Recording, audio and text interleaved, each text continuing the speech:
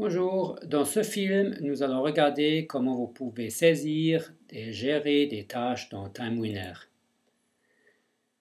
Après s'être identifié, nous arrivons donc sur le dashboard et les tâches pour une unité peuvent être saisies ici en cliquant sur la barre de navigation à gauche. Il faut avant quand même toujours regarder si vous êtes dans la bonne unité.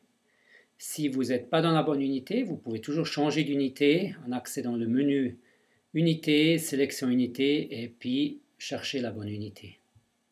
Admettons que nous sommes dans la bonne unité.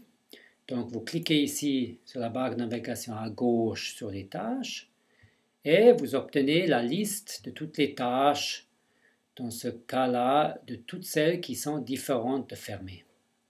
Pour saisir une nouvelle tâche, vous allez dans la barre de navigation, sur Nouveau, le plus, et vous cliquez. De cette manière, vous accédez à la fenêtre de saisie et vous pouvez commencer de saisir donc les données. Donc dans ce cas-là, nous pouvons dire tâche nouvelle. Vous pouvez désigner ou vous devez désigner un responsable. Donc là, je donne par exemple que cette tâche, elle est à John Perry. Elle est demandée par une autre personne. Dans le cas qu'elle doit être délivrée à une tierce personne, vous le saisissez ici, dans ce champ libre. Vous donnez une date d'échéance. Vous saisissez un texte. Ce qu'il faut savoir, c'est que quand vous saisissez un texte et puis avec un copier-coller que vous mettez ici dedans, tâchez toujours à enlever tout le formatage ici avec cette gomme. Parce que des formatages importés peuvent créer des problèmes. Donc toujours pensez, si vous faites du copier-coller, enlevez le formatage. Alors ici c'est le texte de la tâche nouvelle. Voilà. Ensuite, vous pouvez associer cette tâche à un risque. Ça, c'est quand c'est une tâche spécifique qui mitige un risque. Si c'est une tâche qui a été soit définie, soit que vous voulez fermer dans une séance, vous l'assignez ici, la séance dans laquelle vous voulez le faire. Si vous voulez afficher la tâche dans le PV, vous le mettez là, dans le PV de la séance donc. Si vous voulez l'afficher dans un rapport d'état, vous cochez aussi la case suivante.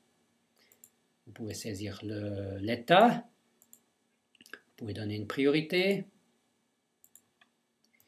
Et vous pouvez aussi saisir le progrès. Donc normalement, on décrit la tâche dans la box de texte ici en haut. Et puis le progrès, à fur et à mesure, on peut marquer par exemple 12 août 2011 et puis vous donnez quel est le progrès de la tâche.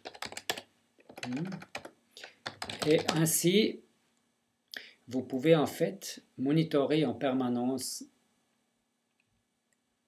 quel est le progrès de la tâche. Donc, dans le cas où vous la fermez, vous pouvez aussi assigner la séance dans laquelle vous fermez cette tâche. Il y a deux possibilités ensuite. C'est soit fermer, soit enregistrer. Alors enregistrer, c'est en fait vous sauvegardez sur la base de données, mais vous restez dans l'écran. Il ne faut pas oublier qu'ici on est dans une application web, donc il y a des time-out. Donc après quelques minutes de non-action, en fait, vous êtes déconnecté de la session. Ou bien vous cliquez fermer, ce que je vais faire, donc vous sauvegardez et puis vous quittez la fenêtre. On voit ici la tâche nouvelle. Ce qu'on peut donc faire ici, dans ces listes-là, vous pouvez aussi changer l'ordre des colonnes. Vous pouvez sélectionner les colonnes que vous voulez utiliser. Ici, nous avons une sélection standard. Si je veux enlever une colonne, vous allez sur la colonne et puis vous la mettez dans le sélecteur de champ et puis elle disparaît. Si vous voulez éditer cette tâche, vous cliquez soit sur l'identifiant, soit vous allez dans Fonction et puis vous pressez Éditer. Si vous voulez créer une tâche qui est très similaire de la tâche que vous avez actuellement, vous allez sous Fonction, Duplication. Donc avec ça, vous dupliquez une tâche et puis vous pouvez tout de suite continuer de travailler. Ou bien vous pouvez la copier dans une autre unité, ou bien même la déplacer dans une autre unité. La dernière possibilité, vous pouvez exporter aussi toute la table. Voilà, ce serait tout pour les tâches.